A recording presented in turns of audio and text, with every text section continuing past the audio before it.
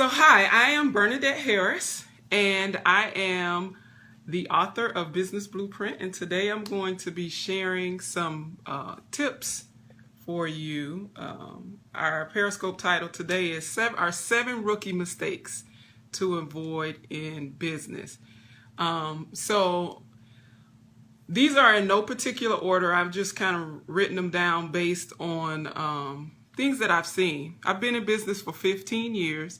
I've been working with small business owners for 15 years. And so in addition to making my own mistakes, which have been plenty, I've also witnessed the mistakes of others. And the good thing about that is I'm able to learn from their mistakes. So sometimes the mistakes that my clients have made, I haven't made them because I didn't make them because I was able to learn from their mistakes. So that's one of the things that I can teach you. I can teach you from the mistakes of other people. So let's jump right in. And I want to tell you some of the top 7 rookie mistakes to avoid. The first mistake is filing your taxes late. And a lot of people think, duh, well, you should file your taxes on time. And I know sometimes life happens, things happen, and maybe you don't have the money to pay your taxes when they come due. But let me just tell you that filing your taxes late, it adds an additional penalty. And so in addition to the taxes that you owe, you get hit with an additional tax. So there's 2 penalties when you file your taxes late: a failure to pay on time and a failure to file. The failure to pay is usually a pretty low interest rate as it relates to, some things, some credit cards and other loans have higher interest rates. But the failure to file penalty is up to 25%. And so in addition to the bill that you already have with the IRS, now you are hit with the failure to file penalty up to 25%.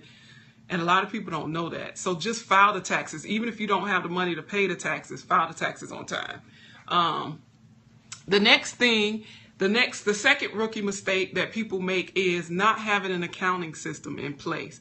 And so any healthy business is going to have an accounting system. You need to have a system that's going to track your income, track your expenses, track who you owe and who owes you.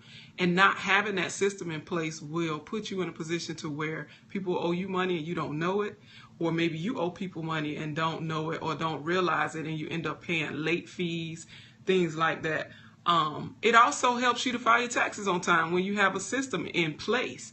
Having an accounting system also helps you if you're ever audited.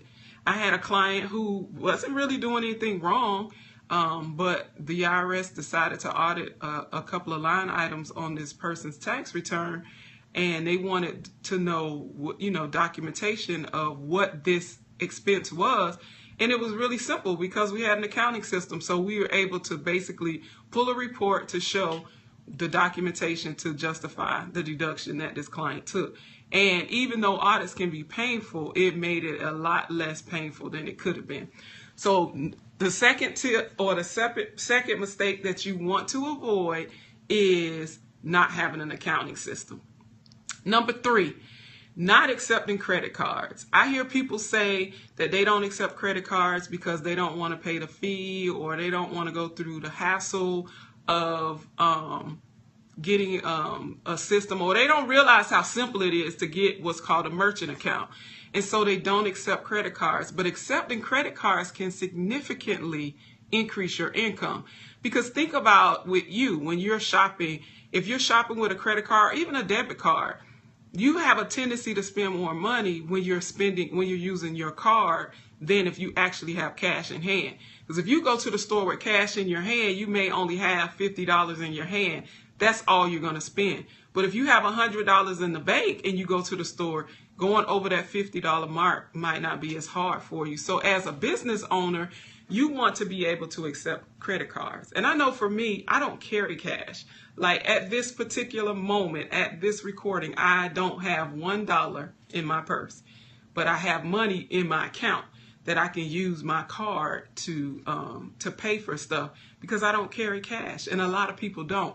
And so as business owners, you want to make it as easy as possible for people to spend money with you. Now, here's another tip for those of you who do vending activities, like maybe you sell shirts at craft shows, or maybe you do like you're a food truck vendor or things like that.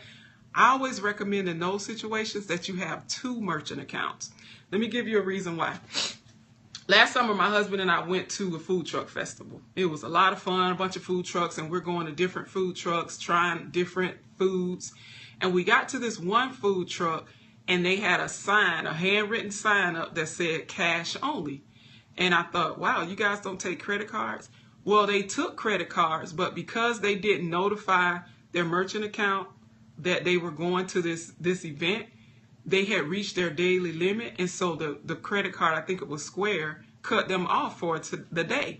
And so some merchant accounts do give you daily limits, but if you have that daily limit, then if you had a different merchant account, let's say, for instance, if you had Square and PayPal, when Square kicked you out, you could switch over to PayPal, because there were a lot of people who didn't have cash and couldn't. I had a few dollars, and so we were able to get some stuff, but we might have gotten more stuff if she could have taken a credit card. So the third mistake that people make is not taking credit cards. Not only that, taking a credit card saves you a trip to the bank.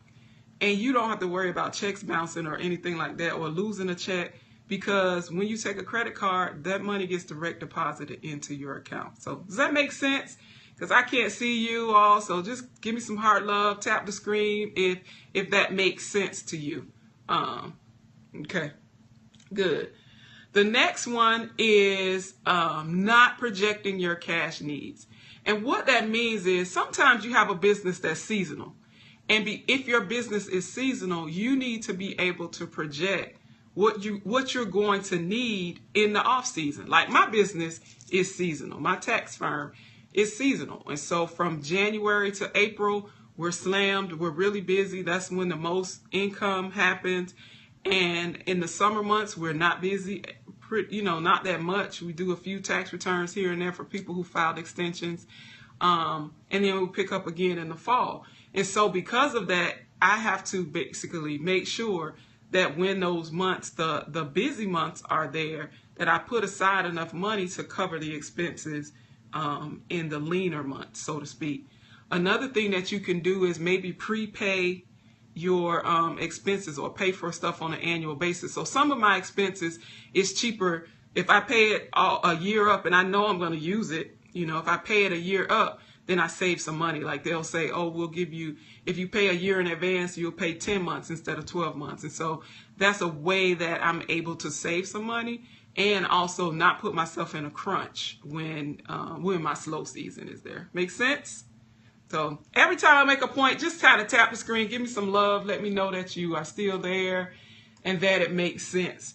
Another thing that you could do if you have a seasonal business is have a business savings account. Again, you could just kind of set that money aside. So that's number 4. Number 5 is no systems at all. And what I mean is you haven't documented how you are going to do anything. How do you process your paperwork? How do you get new clients? How do you open the store? How do you close the store? If it's, if it's that kind of a business, do you accept checks?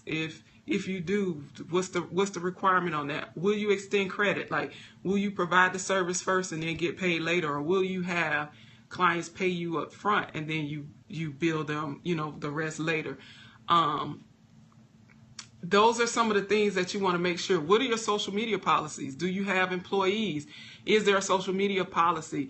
What is your internet use policy? Are your employees able to go and do personal stuff on the work computers?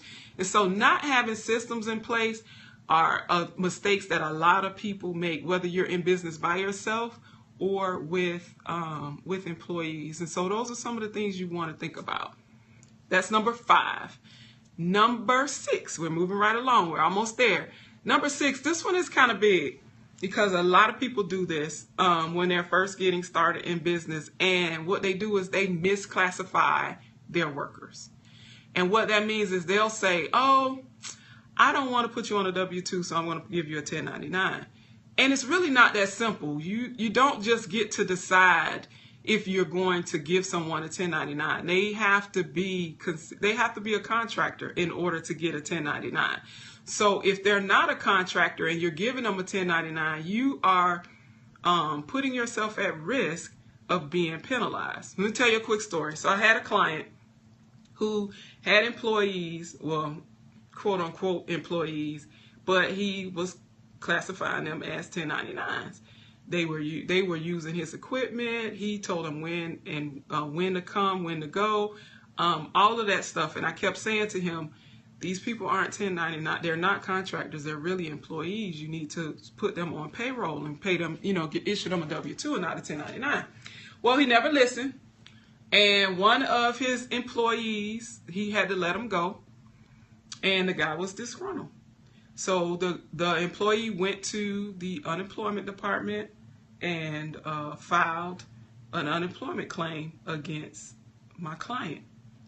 When he filed the unemployment claim, the Department of Labor, which is what we call it here in Georgia, said, they don't have you listed as an employee. I don't see any payroll returns with you included on there. And so they interviewed the person and asked them some questions. And there are rules that go around whether or not a person is a contractor or an employee.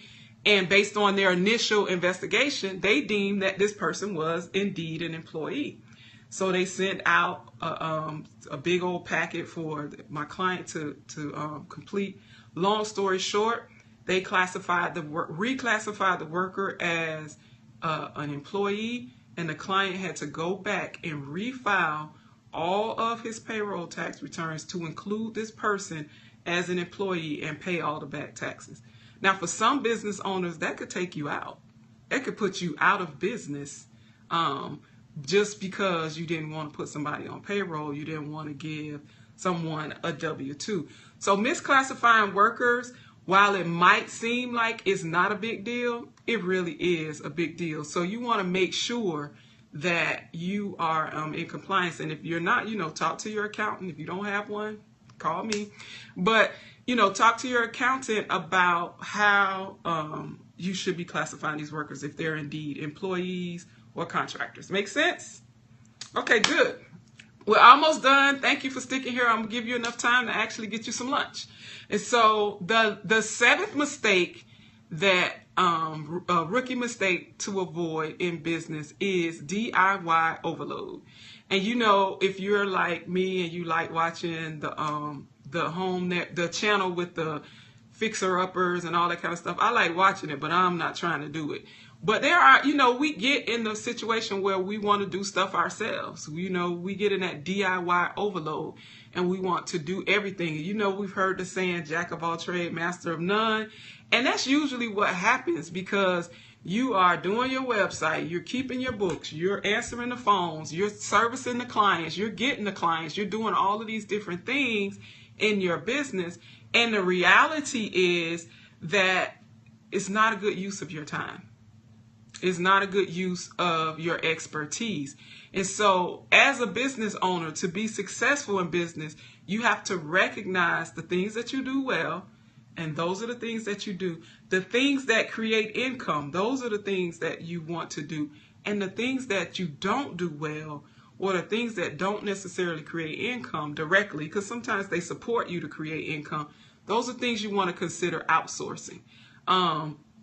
So spending 2 days or 2 weeks or 3 weeks working on your website when that's not really your skill set and you're putting projects to the side or you're not out getting new clients might not be a good use of your time. It may be worth it to go ahead and pay that person that $350 to get your website up or $500 to get your website up. Smart business owners pay for expertise. And so if there's an area in your business that you are not good at, outsource it. Let somebody else do it and spend that time doing something more productive in your business. Was this helpful? Did this make sense? Give me some heart, show me some heart love if this made sense. And I'm going to give you a recap real quick of the 7 rookie mistakes to avoid. The first one is filing your taxes late. You want to always file your taxes on time. Number 2 is you want to have an accounting system, something to keep track of your income and expenses, whether it's QuickBooks, an Excel spreadsheet, even if it's a notepad. I don't recommend the last 2, but something. You want to have some type of a system. Accepting credit cards. If you are not taking credit cards, you need to be taking credit cards.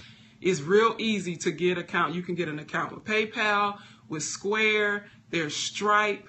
Those are the 3 that are really easy to get. There are also merchant accounts with your bank, just depending on what it is that you're doing. So if you're not taking credit cards, you need to be taking credit cards. Project your cash needs. Sometimes you have cash, your cash flow it varies because your business is seasonal. And sometimes you have outflows that vary because they require you to pay your bill annually. I know with my company's business insurance, I have to pay that policy all at once, and thankfully it's due in February when I have a lot of cash. And so you want to make sure that you're projecting your cash flow needs. Let me look at my notes here.